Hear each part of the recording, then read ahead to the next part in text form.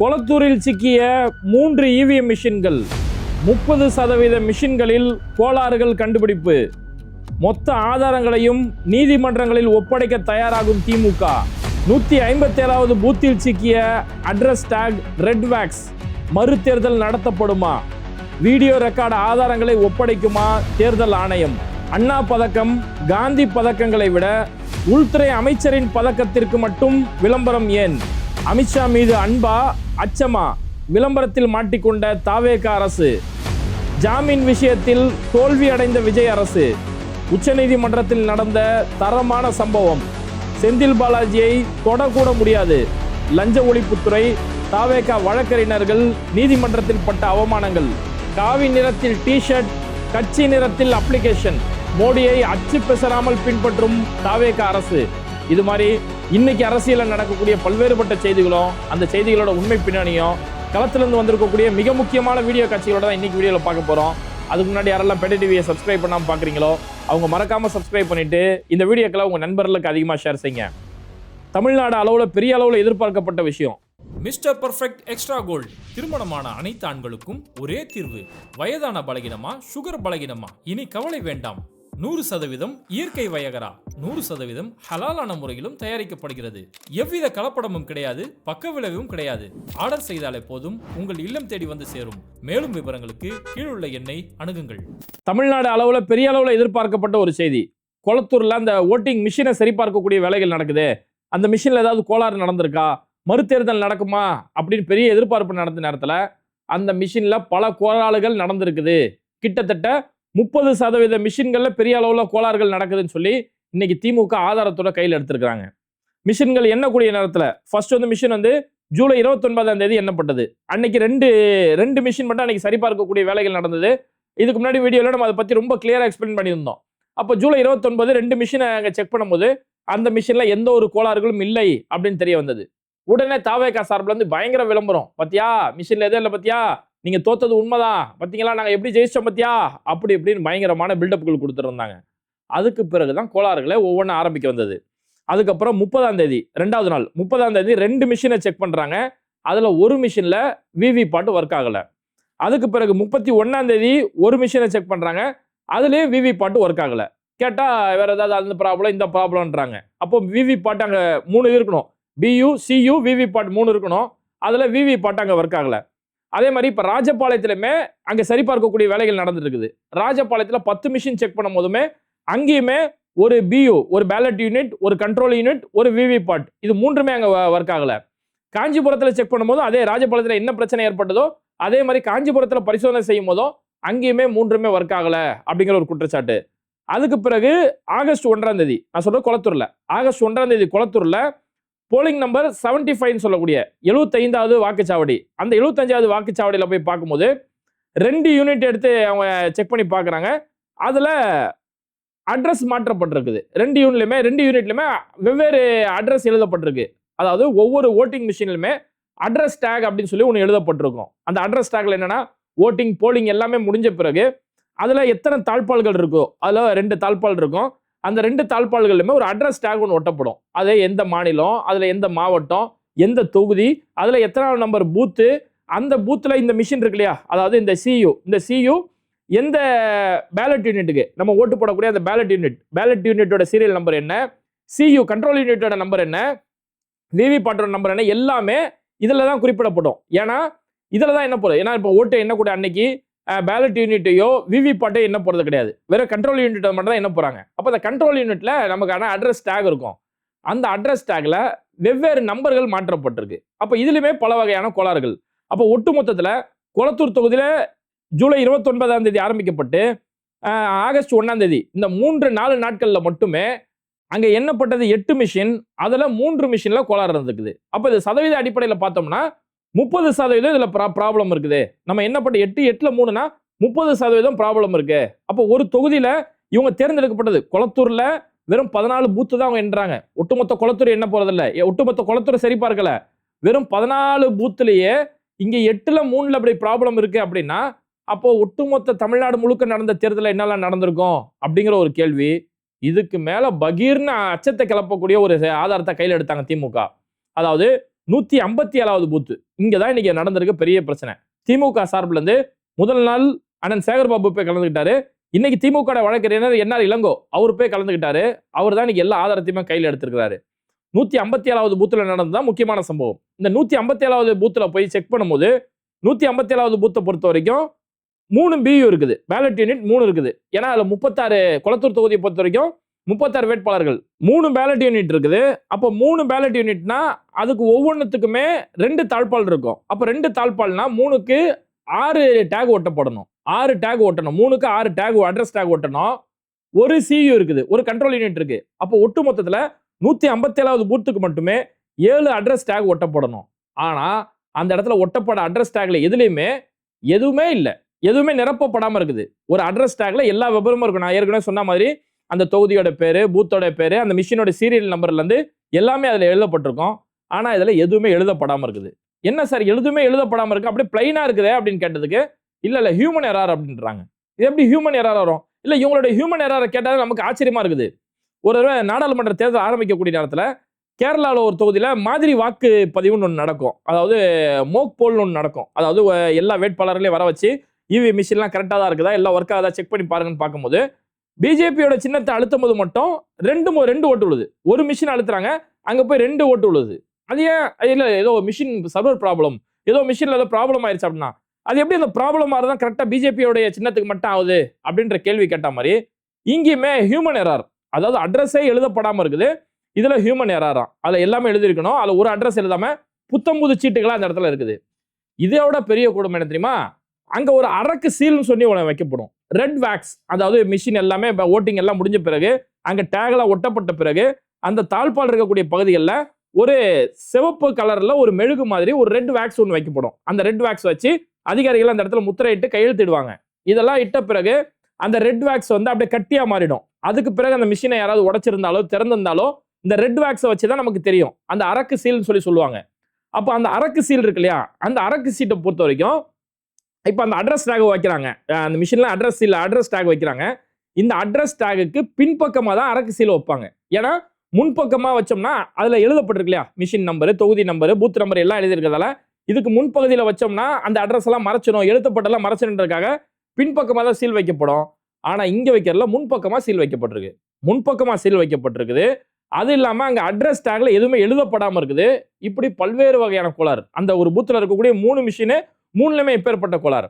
இப்போ பொதுவாகவே இந்த அரக்கு சீல், இந்த ரெட் வேக்ஸ் வைக்கும் போது ஃபர்ஸ்ட் தேர்தல் முடிஞ்ச பிறகு ரெட் வேக்ஸ் வச்சு மூடிடுவாங்க. ஒரு சீல் வைக்கிறாங்களா, தேர்தலில் ஓட்டு எண்றாங்க இல்லையா, வாக்கு எண்ணக்கூடிய அன்னைக்கு அதை திறப்பாங்க. அந்த முகவர்கள் முன்னாடி அதை திறப்பாங்க. திறந்து முடிச்சு திரும்பவும் சீல் பண்ணி வைப்பாங்க. அப்போ ஒட்டு மொத்தத்தில் அதுல 2 சீல் இருக்கணும். ஆனா அதுல 2 சீல் அதுல இல்ல. அப்ப திமுக இப்போ முன்வைக்கக்கூடிய குற்றச்சாட்டுன்னா 2 சீல் இருக்கணும், அந்த சீல் இல்ல. அட்ரஸ் டேக்ல எல்லா விவரம் எழுதப்பட்டிருக்கணும், ஆனா இங்க எதுவுமே எழுதப்படாத அட்ரஸ் சீட் தான் இந்த இடத்துல இருக்குது. அதுல வைக்கக்கூடிய அந்த ரெட் வேக்ஸ் சொல்லக்கூடிய அரக்கு சீல், அந்த அரக்கு சீல் முன்பக்கமா வைக்கப்பட்டிருக்கு. பின்பக்கமா வைக்க வேண்டிய அரக்கு சீல் முன்பக்கமா வைக்கப்பட்டிருக்கு. அப்ப இதுல பல வகையான மோசடிகள், பல வகையான கோளாறுகள் இதுல நடந்திருக்குது. சில பூத்துல இருக்கக்கூடிய விவி பாட்டு ஒர்க் ஆகல. அப்ப நாங்க வெறும் 8 மிஷின் செக் பண்ணதுல அதுல 3ல எவ்வளவு பெரிய கோளாறுனா ஒட்டு மொத்தத்துல இப்பவே 30% கோளாறுகள் இங்க இருக்குது. பல்வேறு வகையான கோளாறுகள். அதாவது இது ஒரு நல்ல வகையில ஒரு சட்ட பாதுகாப்பு திமுக பயன்படுத்தக்கூடிய அதுதான். சரியான பாதுகாப்பு முறையில இந்த மிஷின் கையாளப்படவில்ல. அப்ப எப்ப சரியான பாதுகாப்பு முறையில இந்த மிஷின் கையாளப்படலையோ அப்ப இந்த தேர்தல் சரியான பாதுகாப்போட இந்த தேர்தல் நடத்தப்படல. எப்படி முறையான முறையில தேர்தல் ஆணையம் இந்த தேர்தலை நடத்தணுமோ அப்படி முறையான முறையில சரியான பாதுகாப்பு வழியில இந்த தேர்தல் நடத்தப்படல. அதனால இதுல பல்வேறு வகையான சந்தேகங்கள், குழப்பங்கள், பல வகையான மோசடிகள் இருக்குன்னு சொல்லி எங்களுக்கு சந்தேகம் இருக்கிறதால இந்த விஷயத்தை நாங்க நீதிமன்றத்துக்கு கொண்டு போறோம். உயர்நீதிமன்றத்துக்கு தேவைப்பட்ட உச்சநீதிமன்றத்துக்குமே நாங்க திமுக அதை கொண்டு போலான்னு இருக்கோம்னு சொல்லி திமுக சார்பில் இருந்து இவ்வளவு பெரிய ஆதாரங்களை கையில் எடுத்திருக்காங்க. இதையும் தாண்டி தேர்தல் அதிகாரிகள் கிட்ட இந்த வீடியோ எல்லாமே கேட்டிருக்கிறாங்க. அதாவது இங்க மிஷினை பிரிக்கிறது, மிஷினை சரிபார்க்கிறது, இது எல்லாமே அங்க வீடியோ பதிவா செய்யப்படும். இந்த வீடியோ ரெக்கார்டோடைய ஆதாரத்தை, இந்த ஒட்டுமொத்த டாக்குமெண்ட்டுமே திமுக கேட்டிருக்கிறாங்க. இந்த ஆதாரத்தை நீங்க அங்க கையில கொடுக்கணும். அதே மாதிரி இப்ப கண்டுபிடிக்கப்பட்டிருக்கல இந்த அட்ரஸ் டேக், இந்த அரக்கு சீல், இந்த 3 மிஷின் கண்டுபிடிக்கப்பட்டிருக்கலையா, இந்த மிஷினை பத்திரமா பாதுகாக்கப்பட்டு வைக்கணும். ஏன்னா இதுக்கு அடுத்து நாங்க நீதிமன்றம் போறோம். நீதிமன்றத்துக்கு முன்னாடி இந்த மிஷினை கொண்டு வரதுக்காகவும் அதுல நீங்க ஆதாரத்தை தான் மாத்தாம இருக்கிறதுக்காக எங்களுக்கு அந்த வீடியோ ஃபுட்டேஜோட ஆதாரம் எங்களுக்கு வேணும். நாங்க உடனடியாக நீதிமன்றத்தை போய் அணுக போறோம்னு சொல்லி திமுக அந்த கொளத்தூர் தொகுதி சம்பந்தமான விஷயங்களை ஒரு வலுவான ஆதாரங்களை கையில் எடுத்திருக்கிறாங்க. இது இப்ப நீதிமன்றத்துக்கு போகும்போது நீதிமன்றம் இதை முறையாக விசாரிச்சு அங்க என்ன நடக்க போகுது, கொளத்தூர் தொகுதியில ஒரு மறு வாக்குப்பதிவு நடக்குமா அப்படிங்கிறது இது நீதிமன்றத்துடைய அடுத்தடுத்த அணுகுமுறைகளை வச்சுதான் இந்த விவரங்கள் தெரிய வரும். சரி, இதெல்லாம் போயிட்டு இருக்கக்கூடிய நேரத்துல நம்ம முதலமைச்சர் விஜய் இப்ப அடுத்த ஒரு சர்ச்சையில சிக்கியிருக்கிறாரு. அது என்னன்னு பார்த்தோம்னா, காவல்துறை, சிறைத்துறை, தீயணைப்புத்துறை, ஆயுதப்படையினர் இவங்க எல்லாருக்குமே அவங்களுடைய பதவிகளை, அவங்களுடைய பணிகளை பாராட்டக்கூடிய விதத்துல இப்போ வருஷம் பதக்கங்கள் வழங்கப்படும். யார் சிறந்த முறையில் சேவையாற்றாங்களோ அவங்களுக்கு பதக்கம் வழங்கப்படும். அந்த பதக்கங்கள்ல உள்துறை அமைச்சர் பெயர்ல இருக்கக்கூடிய பதக்கங்களுக்கு மட்டும் பெரிய அளவுல விளம்பரம் செய்யப்படுது. ஏன் நீங்க உள்துறை அமைச்சர், அதாவது போலீஸுக்கு விருது வழங்குறாங்க இல்லையா, வருஷம் வழங்கக்கூடிய இந்த விருதுல நம்ம தமிழ்நாட்டுல எதை பெருமை மிக்க விருதா, எதை உயரிய விருதா நம்ம பார்ப்போம்னா, அறிஞர் அண்ணாவுடைய பெயர்ல கொடுக்கப்படக்கூடிய அந்த விருதுக்கு தான் நம்ம முக்கியத்துவம் கொடுப்போம். அது அதிமுகவுடைய ஆட்சியா இருந்தாலும் சரி, திமுகவுடைய ஆட்சியா இருந்தாலும் அறிஞர் அண்ணாவுடைய பெயர்ல கொடுக்கப்படக்கூடிய விருது தான் நம்ம உயரிய விருதா பார்ப்போம். அடுத்து முதலமைச்சர் மகாத்மா காந்தி விருதுன்னு ஒரு விருது இருக்கும். அதுவுமே ஒரு உயரிய விருதா, அதாவது மதுவிலக்கு சம்பந்தமான விஷயங்களை, மது ஒழிப்பு சம்பந்தமான விஷயங்களை எந்த காவல்துறை அதிகாரி சிறப்பாக பணியாற்றினாரோ அவருக்கு அந்த பெயர்ல ஒரு விருது வழங்கப்படும். அப்ப இந்த 2 விருது, அறிஞர் அண்ணாவுடைய பெயர்ல, மகாத்மா காந்தி அவர்களுடைய பெயர்ல இந்த விருது உயரிய விருதா பார்க்கப்படும். அப்போ இந்த ராஜரத்னம் ஸ்டேடியம்ல, எக்மூர்ல இருக்கக்கூடிய ராஜரத்னம் ஸ்டேடியம்ல ஜூலை 31ஆம் தேதி இந்த பதக்கங்கள் வழங்கக்கூடிய இந்த விழா நடக்குது. முதலமைச்சர் விஜய் அதில் போய் கலந்துக்கிறாரு. அப்ப அது சம்பந்தமான விளம்பரங்கள், இந்த பதக்கங்கள் இருக்கிறதா, அல்ல உயரிய பதக்கம் எது, இதெல்லாம் விளம்பரங்கள், பதாகைகள் வைக்கப்படும் இல்லையா. இந்த ராஜரத்னம் ஸ்டேடியம் பக்கத்திலே ஒரு பெரிய ஹவுசிங் போர்டு ஒன்று இருக்குது. அந்த ஹவுசிங் போர்டு டோட்டல் பில்டிங்கே இவங்க விளம்பரம் பண்ணி வச்சிருக்காங்க. அதுல இருக்கக்கூடிய சிங்கப்பெண் மாதிரி ஒரு பெண் காவல் அதிகாரி நிக்கிற மாதிரியும், இந்த பக்கம் அந்த பதக்கங்கள் எல்லாம் இருக்கிற மாதிரி விளம்பரம் பண்ணி வைக்கிறாங்க. அப்போ விளம்பரம் பண்ணும்போது இந்த அரசு என்ன செய்யணும், அண்ணா பெயர்ல இருக்கக்கூடிய விருதை தான் அவங்க விளம்பரம் பண்ணணும். ஏன்னா அதுதான் உயரிய விருதை நம்ம பார்க்கிறோம். அப்ப அண்ணா பெயர்ல இருக்கக்கூடிய விருது, மகாத்மா காந்தி அவருடைய பெயர்ல இருக்கக்கூடிய விருது நம்ம விளம்பரம் பண்ணாம, உள்துறை அமைச்சருடைய பெயர்ல ஒரு விருது வழங்கப்படுது. ஆக்சுவலா இது மாநில அரசு வழங்கக்கூடிய ஒரு விருதே கிடையாது, ஒன்றிய அரசு வழங்கக்கூடிய விருது. குடியரசுத் தலைவருடைய பெயர்லயும் உள்துறை அமைச்சருடைய பெயர்லயுமே விருது வழங்கப்படும். அந்த விருதை வாங்கி கொடுக்கறதா முதலமைச்சருடைய வேலை. ஆனா நம்ம மாநில அரசு நம்ம இங்க பல விருதுகள் கொடுப்போம். கிட்டத்தட்ட 630 பேருக்கு இந்த பதக்கங்கள் வழங்கப்படுது. அப்ப மாநில அரசு இருக்கக்கூடிய அந்த பெயர்ல அங்க நீங்க விளம்பரம் செய்யலாம். அறிஞர் அண்ணாவுடைய பெயர்ல இருக்கக்கூடிய விருதுக்கு விளம்பரம் செய்யலாம். மகாத்மா காந்தியோட பெயர்ல விளம்பரம் செய்யலாம். ஆனா அந்த விளம்பரங்களுக்கு முன்னிலைப்படுத்தாம உள்துறை அமைச்சரின் பெயர்ல இருக்கக்கூடிய விருது இருக்குல்ல, உள்துறை அமைச்சர் விருது, அந்த விருதை டோட்டல் ஹவுசிங் போர்டு முழுக்க வைக்கிறாங்க. அப்ப இதெல்லாம் வைக்கும் போது என்னங்க ஆட்சி போயிட்டு இருக்குது? எல்லா உரிமையும் நாளுக்கு நாள், காவிரி உரிமை, நம்மளுடைய அடிப்படை தமிழ் தாய் வாழ்த்துடைய உரிமை, எல்லாத்தையுமே நாளுக்கு நாள் கோட்டை விட்டுக்கிட்டு இருக்கீங்க. அப்ப அமித்ஷாவுடைய பேர்ல உள்ளதை மட்டும் வேகமா வச்சிருக்கீங்களே, உள்துறை அமைச்சர் பேர்ல இருக்க மட்டும் எங்க திரும்பினாலும் அந்த விருது இருக்கு. குடியரசுத் தலைவர் பேர்ல இருக்கக்கூடிய விருதுகள் எல்லா இடங்களும் இருக்கு. அப்ப ஒன்றிய அரசுடைய கட்டுப்பாட்டுல இருக்கக்கூடியதுக்கு நீங்க இவ்வளவு முக்கியத்துவம் கொடுக்குறீங்களே, இது அமித்ஷா மேல இருக்கக்கூடிய அன்பா அல்லது அச்சமா? இதுல ரெண்டுல ஏதாவது ஒண்ணுதானே இருக்கணும். அண்ணா பேரே புறக்கணிச்சு, அண்ணா தான் கொள்கை தலைவர், கொள்கை வழிகாட்டி, என்னென்ன பில்டப் கொடுக்குறீங்க. ஆனா அண்ணா பேர்ல எந்த விளம்பரத்தையும் காணா. ஆனா அமித்ஷா பேர்ல இருக்கக்கூடிய விருதுக்கு இவ்வளவு பெரிய விளம்பரம் கொடுத்துட்டு இருக்காங்களே அப்படின்னு சொல்லி, இந்த விளம்பரங்களால இன்னைக்கு தாவேக அரசு சிக்கி இருக்கக்கூடிய ஒரு நிலைமை நடந்துட்டு இருக்குது. இதையும் தாண்டி உச்சநீதிமன்றத்தில் நடந்திருக்கக்கூடிய சம்பவம் தான் தரமான ஒரு சம்பவம்.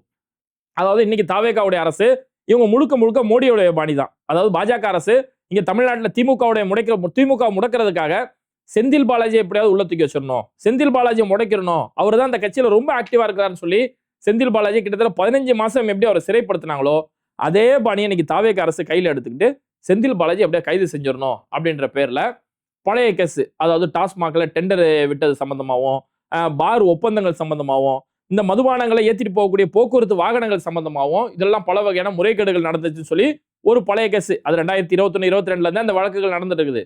அந்த கேஸை இப்ப நாங்க தோண்டி எடுக்கிறோம் அப்படின்னு சொல்லி இப்ப திடீர்னு அந்த கேஸை தோண்டி எடுத்து செந்தில் பாலாஜி நாங்க கைது செய்ய போறோம் அப்படின்னு சொல்லி வேகமா லஞ்ச ஒழிப்புத்துறை மூலமா இங்க தாவேக அரசு இப்படி ஒரு முயற்சி ஒண்ணு செஞ்சாங்க. செந்தில் பாலாஜி எப்படியாவது தூக்கி உள்ள வச்சிடணும்.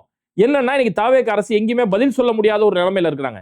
சார் காவிரி நீர் பிரச்சனை என்னாச்சு சார் அப்படின்னு சொல்லி அவங்களுடைய அமைச்சர் வினோத் கிட்ட கேட்கறாங்க. மனுஷன் அவர் ஒரு பக்கம் தெரிச்சு ஓடுறாரு. அமைச்சர் சுகாதாரத்துறை அமைச்சர் அருண்ராஜ் கிட்ட இந்த கேள்வி கேட்கறாங்க. அவர் ஒரு பக்கம் தெரிச்சு ஓடுறாரு. நீர்வளத்துறை அமைச்சர் புஷி ஆனந்த் கிட்ட கேட்கறாங்க. அவர் ஓடோன்னு ஓடிட்டு இருக்கிறாரு. அப்ப இப்படி எல்லா பக்கமும் நம்ம சிக்கி இருக்கமே, வாயை கூட திறக்க முடியாம திராணியற்று போய் இருக்கிறோமே. அப்போ இந்த இடத்துல திமுக யாராவது ஒருத்தரை கைது செஞ்சிட்டோம்னா நம்ம அப்படியே ஒட்டு மொத்தமா திசை திருப்பி விட்டுறலாம் அப்படிங்கிறதுக்காக அவங்க டார்கெட் வைக்கப்பட்ட ஒரு நபர் செந்தில் பாலாஜி. ஏன்னா இப்ப இடைத்தேர்தல் தான், கரூர்ல இடைத்தேர்தல் வரும், செந்தில் பாலாஜி இருக்க வரைக்கும் கரூர்ல ஒண்ணுமே செய்ய முடியாது அப்படிங்கறதால செந்தில் பாலாஜி எப்படியோ உள்ள தூக்கி வச்சு மொத்தமா திமுக டேமேஜ் பண்ணணுங்கிறதுக்காக பெரிய கட்ட முயற்சி செய்யறாங்க. அதுல லஞ்ச ஒழிப்புத்துறை மூலமா ஒரு எஃப்ஐஆர் ஒன்று போட்டுட்டு அதுல செந்தில் பாலாஜி நாங்க கைது செஞ்சு விசாரிக்கணும் அப்படிங்கிறாங்க. இதுக்கு இந்த டைம்ல செந்தில் பாலாஜியோட தரப்புல இருந்து சென்னை உயர்நீதிமன்றத்தில் ஒரு முன்ஜாமீன் கேட்டு தாக்கல் செஞ்சிருந்தாங்க. ஏன்னா இவங்களா இஷ்டத்துக்கு ஒரு கேஸை போட்டிருக்காங்க. அப்போ முன்ஜாமீன் வாங்கிட்டு தான் நம்ம இந்த வழக்கை அணுகணும் அப்படிங்கும்போது சென்னை உயர்நீதிமன்றம் முன்ஜாமீன் தரமாட்டேன்ட்டாங்க. முன்ஜாமீன் மனு தள்ளுபடி செஞ்சுட்டாங்க. உடனே செந்தில் பாலாஜி தரப்பு இதை விடாமல ஆன் த ஸ்பாட்ல சுப்ரீம் கோர்ட்டுக்கு போயிட்டாங்க. உச்சநீதிமன்றத்துக்கு போய் முன்ஜாமீனுக்கு அப்ளை பண்றாங்க. அங்க சுப்ரீம் கோர்ட் முன்ஜாமீன் கொடுத்துருச்சு. செந்தில் பாலாஜி அவர்கள் முன்ஜாமீன் கொடுத்துருச்சு. தாவேகா தரப்புல இருந்து போகக்கூடிய அரசு வழக்கறிஞர்கள் வேகமா அங்க போய் வாதாடிக்கிட்டு இருக்காங்க. இல்ல நீங்க முன்ஜாமீன்லாம் தரக்கூடாது. இவருக்கு நீங்க முன்ஜாமீன் கொடுத்தீங்கன்னா இவர் சாட்சியை கலைச்சிருவாரு. அவருடைய அதிகாரத்தை பயன்படுத்தி சாட்சியை கலைச்சிருவாரு அப்படின்னு ஒரு வாதத்தை முன் வச்சாங்க. உடனே நீதிபதி கேட்ட ஒரு நியாயமான ஒரு கேள்வி, ஒரு தரமான கேள்வின்னு கூட சொல்லலாம். ஏங்க அவரு இதுக்கு முன்னாடி இந்த கேஸ் 2021, 22ல இருந்து நடக்குது இல்லையா? அன்னைக்கு அவர் அமைச்சரா இருந்தாரு. அன்னைக்கு அந்த வழக்குல அவருடைய அதிகாரத்தை பயன்படுத்தி அவர் அந்த கேஸ சாட்சிகளை இல்லாம ஆக்கலாம். இன்னைக்கு அவர் அமைச்சர் இல்ல, நீங்க தான் அமைச்சர். அப்போ அவர் அதிகாரத்துல இங்க பயன்படுத்த முடியாது. பவர்ல நீங்க தானே இருக்கீங்க. அப்புறம் எப்படி அவரால் சாட்சியை கலைக்க முடியும் அப்படின்னு ஒரு கேள்வி. இதை கேட்டு ஜட்ஜ் அடுத்த பாயிண்ட் நெக்ஸ்ட் வேற என்ன அப்படின்னு கேட்கிறாரு. அவரால் சாட்சியை கலைக்க முடியாது, வேற என்ன? இல்ல அவரு விசாரணைக்கு ஒத்துழைக்க மாட்டாரு அப்படின்னாங்க. விசாரணைக்கு தானே ஒத்துழைக்கணும். நான் ஜாமீன் கொடுத்து அவர் விசாரணைக்கு ஒத்துழைக்க சொல்றேன். நீங்க லஞ்ச ஒழிப்புத்துறை விசாரணை கூப்பிடுங்க, அவர் தாராளமா விசாரணைக்கு வருவாரு. வேற என்ன அப்படிங்கிறாரு. இல்ல அவரோட பாஸ்போர்ட்டை முடக்கணும், எங்கேயாவது வெளிநாட்டு தப்பி ஓடிடுவாரு அப்படின்றாங்க. உடனே நீதிமன்றம் இதுக்கெல்லாம் ஏங்க இவ்வளவு ஒரு அதிகாரத்தில் இருக்கக்கூடிய ஒரு நபர், இவ்வளவு பெரிய பிரபலமான ஒரு நபர், ஒரு கட்சியில இவ்வளவு பெரிய முக்கியமான ஒரு நபர், ஒரு எம்எல்ஏ அவர் வெளிநாட்டு தப்பி ஓடிடுவாரா? அது இல்லாம அவருடைய ஆல்ரெடி பிஜேபி அவர் மேல ஒரு கேஸ் ஃபைல் பண்ணிருப்பட்டிருக்கு இல்லையா? 15 மாசம் அவர் உள்ள வச்சு எந்த ஒரு ஆதாரமும் இல்லைன்னு சொல்லி ஜாமீன்ல வெளியில வந்துட்டார் இல்லையா? அந்த கேஸ்ல ஆல்ரெடி அவருடைய பாஸ்போர்ட் நீதிமன்றத்துல தான் இருக்கு. அவர் வெளிநாடு எங்கேயும் தப்பிச்சு போக முடியாது. வேற என்ன அப்படின்னு கேட்கும்போது இல்ல அவர் விசாரணைக்கு ஒழுங்கா ஒத்துழைக்கணும். அதான் ஏற்கனவே சொல்லிட்டேனே, நீதிபதி சொல்றாரு. அதான் ஏற்கனவே சொல்லிட்டேன், அவர் விசாரணைக்கு ஒத்துழைப்பாரு. அதுக்கு நாங்க சொல்றோம், விசாரணைக்கு ஒத்துழைக்கலாம் எங்கள்கிட்ட வாங்க.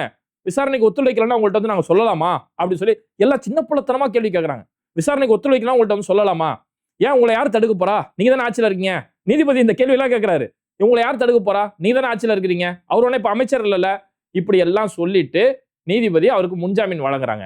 அந்த முன்ஜாமீன்ல ஏன்னா செந்தில் பாலாஜி அவர்கள் தரப்புல வாதாடின வழக்கறிஞர்கள் வைக்கப்பட்ட வாதம் என்னன்னா, இது ஒரு ஆட்சி கைமாறிய பிறகு அரசியல் பழிவாங்கல் மட்டும்தான். அதுல முறையான எந்த ஒரு ஆதாரங்களுமே இல்லாம ஒரு குற்றச்சாட்டின் அடிப்படையில் அவரை கைது செய்யறதுக்கு ஒரு அரசியல் பழிவாங்கலுக்காக இந்த கேஸ் அவங்க கையில எடுக்கிறாங்க அப்படின்னு நீதிமன்றம் இந்த கேஸை ஒட்டுமொத்தமா விசாரிச்சு நீதிபதி சொன்ன ஒரு விஷயம் என்னன்னா, இது ஒரு ஆவணம் சம்பந்தமான ஒரு வழக்கு. அதாவது அரசு தரப்பான ஒரு டாக்குமெண்ட், ஒரு ஆவணங்கள் சம்பந்தமான ஒரு வழக்கு. அது இல்லாம அந்த டெண்டர் விட்டது, அதுல பேங்க்ல டிடி கொடுத்தது, இது எல்லாமே சம்பந்தப்பட்ட ஒரு வழக்கு. அப்ப பேங்க் ரிப்போர்ட், ஒரு பேங்க் ஆவணங்கள் சம்பந்தமாவும் அரசு ஆவணங்கள் சம்பந்தமாவும் வங்கி பரிவர்த்தனை சம்பந்தமான ஒரு கேஸுங்கிறதால இதை ஒருத்தர் ஜெயில தூக்கி வச்சுதான் நீங்க இதெல்லாம் விசாரிக்கணும் எந்த ஒரு அவசியமும் இல்ல. ஆல்ரெடி எல்லாம் ரெக்கார்ட் பண்ணப்பட்ட ஒரு விஷயங்கள் தான், ஆல்ரெடி பதிவு செய்யப்பட்ட விஷயம் தான். இதை இவரு ஜெயில வச்சுதான் நீங்க விசாரிக்கணும் இல்ல. நீங்க தாராளமா அவர் வெளியில இருக்கும்போது நீங்க தாராளமா விசாரிக்கலாம். அவரு சாட்சிகளை கெடுக்கிறதுக்கு அவர் இன்னைக்கு அமைச்சராகவும் இல்ல. அப்ப இப்படியெல்லாம் இருக்கிற நேரத்துல அவரை உள்ள வைக்கிறன்றதுக்கு எந்த ஒரு தேவையுமே இல்ல. அதனால அவருக்கு இந்த வழக்குல நாங்க ஜாமீன் கொடுக்குறோம், நீங்க விசாரிக்க வேண்டிய விசாரிங்க, விசாரணைக்கு அவர் முழு ஒத்துழைப்பு கொடுப்பாரு அப்படின்னு ஒரு தரமான ஒரு தீர்ப்பை வழங்கிய பிறகு இன்னைக்கு தாவேகா அரசு உச்சநீதிமன்றத்துல மீண்டும் ஒரு முறை மூக்கு உடைக்கப்பட்டிருக்கு. கரூர் வழக்குல இவங்க இஷ்டத்துக்கு வேலை கொடுத்துட்டு அந்த வேலை கொடுத்ததெல்லாம் செல்லாதுன்னு சொல்லி இங்க ஒரு பக்கம் மூக்கு உடைக்கப்பட்ட மாதிரி இன்னைக்கு உச்சநீதிமன்றத்தில் போய் இவங்க மூக்கு உடைக்கப்பட்டிருக்க ஒரு சம்பவம் நடந்திருக்கு. அப்ப தொடர்ந்து தாவேகா அரசு இந்த நிர்வாக திறனின்மையால எல்லா இடங்கள்லயும் அவமானப்பட்டுக்கிட்டு தமிழ்நாட்டுடைய அடிப்படை உரிமைகளை எல்லா இடங்களையும் பறி கொடுக்கப்பட்டக்கூடிய ஒரு நிலைமை நடந்திருக்குது. இன்னொரு பக்கம் கொளத்தூருடைய சம்பவம் இன்னைக்கு இந்திய அளவுல பெரிய பரபரப்பா நடக்கிறதால இனி இந்த வழக்கு சம்பந்தமா இந்த செய்திகள் சம்பந்தமா என்னென்ன நடக்க போகுது அப்படிங்கிறத நம்ம பேட்டை டிவியில் ஆதாரங்களை நம்ம தொடர்ந்து பார்ப்போம். இது மாதிரியான வீடியோக்களை தொடர்ந்து பார்க்கறதுக்கு மறக்காம பேட்டை டிவியை சப்ஸ்கிரைப் பண்ணிட்டு இந்த வீடியோக்களை உங்க நண்பர்களுக்கு அதிகமாக ஷேர் செய்யுங்க. இணைந்திருப்போம்.